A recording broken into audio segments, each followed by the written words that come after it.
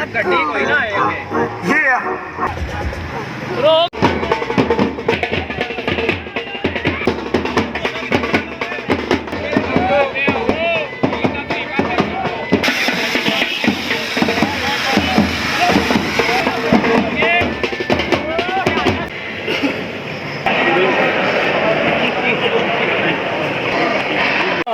ਸੱਪ ਕਿੱਦਾਂ ਲੱਗਦਾ ਜੀ।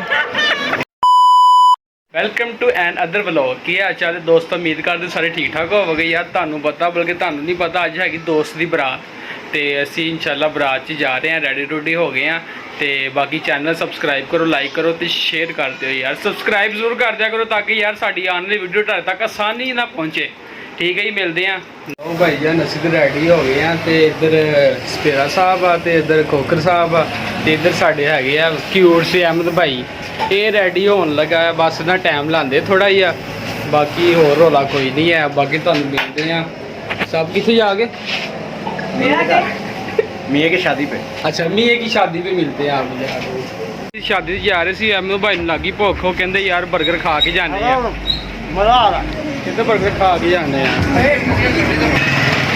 लो जी भाई साढ़े आ गए गड्डी वाले ड्राइवर होए। अस्सलाम वालेकुम। और बड़ा भाई क्या हाल है? ठीक ठाक हो? बड़ा भाई आप भी इनवाइट है? मुझे भी बुला ही लिया उन्होंने। अच्छा जी, क्या बात आई। सर लो जी हम जा रहे हैं इंशाल्लाह उधर बरात पे, तो साथ हमारे अहमद भाई, ये तो आपको तारीफ करवा ही दिया है, तो बाकी इंशाल्लाह जाके मुलाकात करवाते हैं दूल्हा साहब से।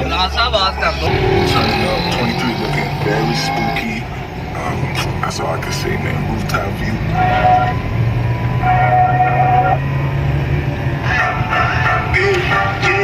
Just be the host. A few moments later. Oh my God, हो गए हैं ये दूल्हा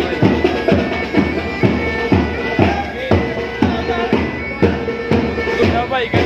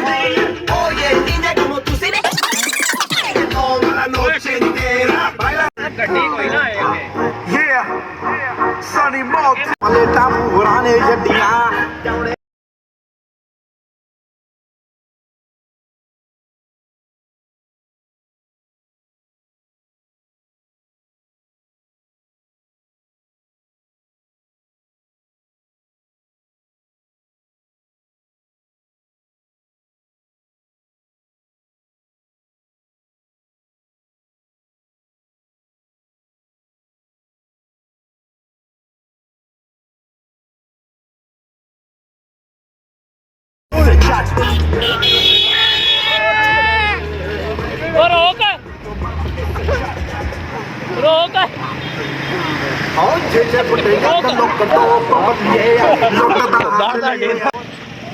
न्याणा कोई आएगा यार, भाई कुछ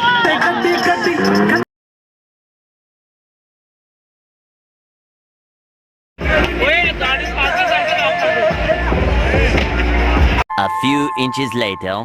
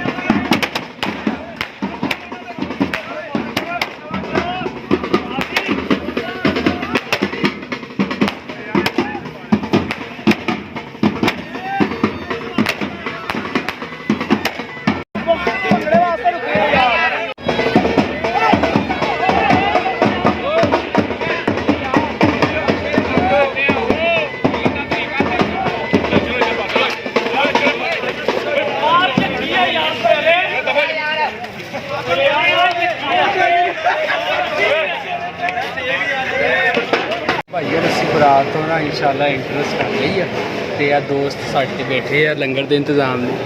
ਹਾਂਜੀ ਆਦਰ ਭਾਈ कैसा फील कर रहे हैं ਤੁਸੀਂ? गर्मी ना बुरा हाल तो पूरे भाना भुख लगी। कोई नहीं अल्लाह ख्याल करेगा इंशाल्लाह। यार देखो दोस्त इकबाल ਸਾਡੇ ਦੁੱਲਾ ਭਾਈ ਵੀ ਆਏ ਆ समझाने में किहनू लिया जी पीती ਦੁੱਲਾ ਯਾਰ ਕਿੱਦਾਂ ਦੀਆਂ ਤੁਸੀਂ ਗੱਲਾਂ ਕਰ ਰਹੇ ਹੋ? छड़ आ गया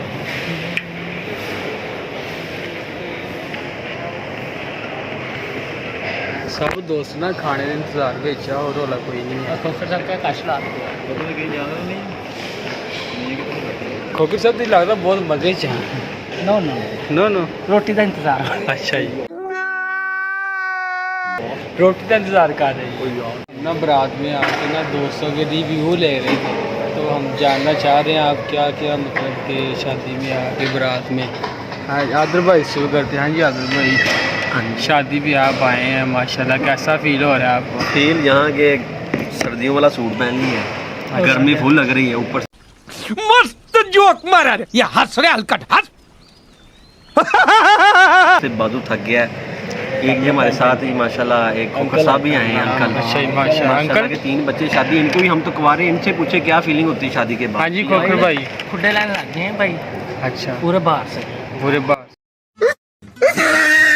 खत्म किस्सा खत्म कहानी गोल बढ़ गया प्रोग्राम प्रोग्राम जो बढ़ आजकल गया। आजकल जो स्टैंड चला हुआ है प्रोग्राम तो बढ़ गया अच्छा जो वो अच्छा। बढ़ गया। तो अहमद भाई आपकी माशाल्लाह शादीशुदा हैं, आप बताएं जी बस ये दिन बंदे के लिए कैसा अहम होता है?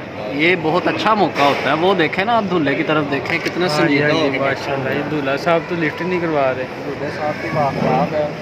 ये भी हमारे हैं नवील भाई हैं, इनको भी भाई हाँ की जी। शादी हुई है। इनकी भी शादी यार माशाल्लाह बड़े खुश लग रहे हैं, शादी करवा गए हैं लगता है। टीलो पिया हुआ है, कुछ क्या तो ये हम लंगर कर लें फिर आपसे बात करते हैं। तो नेक्स्ट आप चैनल सब्सक्राइब कर दें, आपकी मेहरबानी।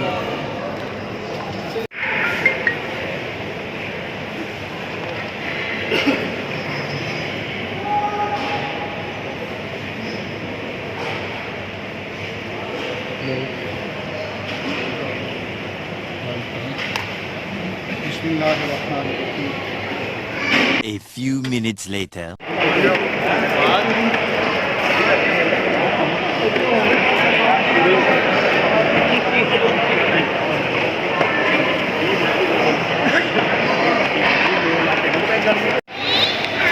तरह भैया आप सैलड बस डाइटिंग पे डाइटिंग हेलो जी ये मेन्यू है। आप खाना वगैरह खा लें फिर आपसे ना जब आपने नहीं लगाना ना आपको कराची में याद आई तो बात ऐसे नीरू डलता है भाई। ये देखो ये खोखर साहब ने ट्रे ही आगे रखी हुई है। खोखर भाई ने वही ट्रे ही आगे रखी है।